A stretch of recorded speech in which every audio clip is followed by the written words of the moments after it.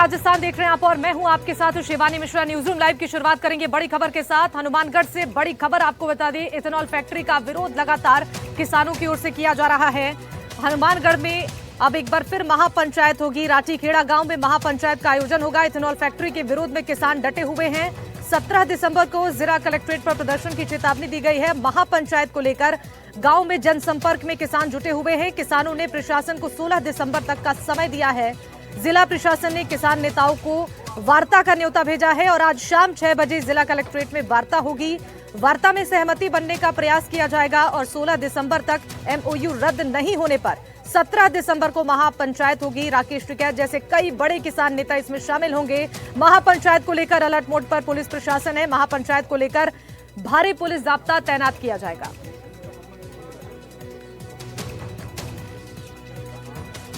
और इस खबर पर ज्यादा जानकारी देने के लिए हमारे साथ संवाददाता मनीष जुड़ चुके हैं लाइव। मनीष, एक बार फिर से किसानों ने तैयारी कर ली है महापंचायत को लेकर, क्या बातचीत सफल नजर नहीं आ रही है प्रशासन के साथ? क्या अपडेट पूरे मामले पर है?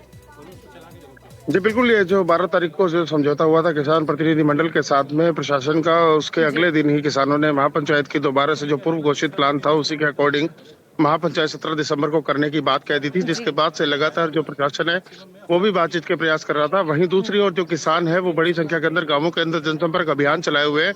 किसान नेता मंगेश चौधरी है, जगजीत सिंह जग्गी है, जो कामरेड बलवान पूनिया है, पूर्व विधायक है भादरा के, वे सब लोग जो है ये जुटे हुए हैं। रेशम सिंह मानू का जो है जिलाध्यक्ष है, वे भी गाँव गाँव जुटे हुए जनसंपर्क के अंदर, ताकि जो महापंचायत 17 दिसंबर को बुलाई गई है उसके अंदर भारी भीड़ जुटाई जा सके। वहीं इस बीच जो प्रशासन है वो भी लगातार प्रयास कर रहा है किसान नेताओं से बातचीत करने के, ताकि किसी भी तरह से इस महापंचायत को स्थगित किया जा सके और जो भी मांगे हैं इनकी उसके ऊपर इनके साथ विचार विमर्श किया जा सके। इसी कड़ी के अंदर आज जो हनुमानगढ़ एडीएम मुख्यालय उमेदीलाल मीणा है, उन्होंने किसानों को वार्ता के लिए आमंत्रित किया है। किसान नेता जो रेशम सिंह माणूका और जो मंगेश चौधरी है उनको उन्होंने पत्र लिखकर वार्ता के लिए आमंत्रित किया है। अभी शाम को लगभग 5 से 6 के बीच में ये वार्ता होने की संभावना है। 6 बजे के आसपास का टाइम दिया है, तो उम्मीद जताई जा रही है कि आज शाम को वार्ता हो भी सकती है प्रशासन की, जिसके अंदर जो किसान नेता है वो एमओयू रद्द करने और जो उनके ऊपर जो मुकदमे दर्ज किए गए हैं राज्य सरकार द्वारा, और राज्य सरकार से वापस लेने की अपील की जा सकती है। अब देखना होगा कि जिस तरह से पुलिस और प्रशासन ने भी तैयारी। जानना चाहूंगी ये वार्ता कब से शुरू होगी, कौन कौन से नेता इसमें शामिल हो रहे हैं, क्या रणनीति किसानों ने बनाई है, इसकी कोई जानकारी? जी बिल्कुल, ये जो किसान नेता हैं इन्होंने वार्ता में आने की सहमति जिला प्रशासन को दी है कि वे लोग वार्ता में शामिल होंगे। अब देखना होगा कि जिस तरह से किसान नेता एमओयू रद्द करने की, जो एथेनॉल फैक्ट्री है उसकी एमओयू रद्द करने की मांग कर रहे हैं, इसके अलावा जो मुकदमे दर्ज किए गए हैं उनके ऊपर हाल ही के दिनों के अंदर, वो वापस लेने की मांग कर सकते हैं। लेकिन ये जो वार्ता है ये एक दिन में सफल होती हुई नजर नहीं आ रही है। इसके हो सकता है कई दौर की वार्ता हो, लेकिन थोड़ी देर के अंदर वार्ता पूर्ण होने के बाद में इस बारे में अपडेट किया जाएगा कि आखिर वार्ता में क्या कुछ निकला है। लेकिन प्रशासन जो है वो तमाम जो तैयारियां है 17 दिसंबर की महापंचायत को लेकर, उसके अंदर क्या भारी जाब्ता और जो अन्य जो बैरिकेटिंग जैसी व्यवस्था है उनको दुरुस्त करने में भी जुट गया है।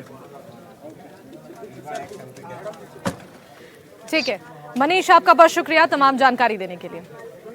चलिए बढ़ते हैं खबरों में आगे और अजमेर से एक बड़ी खबर आपको बता दें, जहां सीने चौराहे पर एक बड़ा हादसा हो गया है। जर्जर भवन गिरने से एक मजदूर दब गया है। ये बड़ी जानकारी इस वक्त मिल रही है अजमेर से, जहां सीने वर्ल्ड चौराहे पर यह हादसा हुआ है। इस हादसे के बाद मौके पर अफरा तफरी मच गई। जर्जर इमारत को तोड़ने के दौरान यह हादसा हुआ, पूरी बिल्डिंग भरभरा कर नीचे गिर गई। इस हादसे के बाद से ही ठेकेदार फरार है। हादसे के बाद गंभीर लापरवाही की बात सामने आ रही है। प्रत्यक्षदर्शी महबूब ने बताया कि जिस ठेकेदार के कर्मचारियों द्वारा ये इमारत तोड़ी जा रही थी वो बिल्डिंग गिरने के तुरंत बाद मौके से फरार हो गया। और स्थानीय लोगों का आरोप है कि हादसे के बाद एम्बुलेंस भी समय पर नहीं पहुंच पाई, जिससे घायल मजदूर को अस्पताल पहुंचाने में देरी हुई।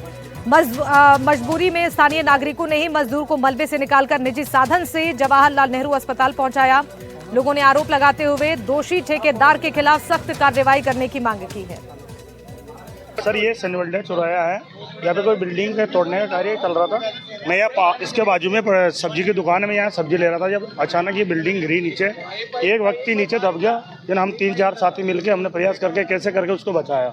और जो बंदा यह काम करवाया ठेकेदार है, पता नहीं कौन है, ये वो तो इस गली के अंदर भाग गया नीचे आदमी दबाव देख के, उसको निकाल के और हमने अस्पताल भेजा है पुलिस की गाड़ी में। पर एम्बुलेंस को फोन किया पर एम्बुलेंस नहीं आई मौके। कितनी देर हो गई एम्बुलेंस फोन करो? 20 मिनट करीब होगी, पर एम्बुलेंस अभी तक भी नहीं, बंदा पहुंच गया अस्पताल।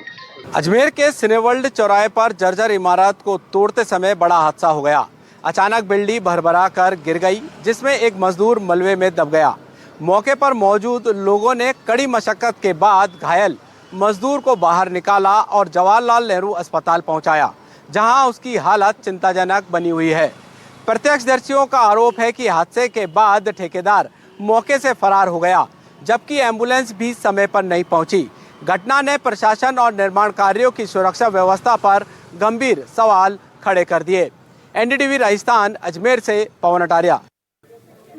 और इस खबर पर ज्यादा जानकारी देने के लिए अजमेर से हमारे साथ संवाददाता पवन अटारिया लाइव जुड़ चुके हैं। पवन, ये हादसा हुआ कैसे, क्या अपडेट पूरे मामले पर है, और साथ ही जो मजदूर घायल हुआ है उसके स्वास्थ्य को लेकर क्या अपडेट सामने आ रहा है? जी बिल्कुल, देखिए अजमेर के सिनेवर्ल्ड चौराहे पर एक जो जर्जर मकान है 3 मंजिला, उसको तोड़ने का कार्य किया जा रहा था। सबसे बड़ी बात, ठेकेदार ने नियम कायदे साइड में रखते हुए जो मजदूर है उनको अपने काम पर लगा दिया गया था।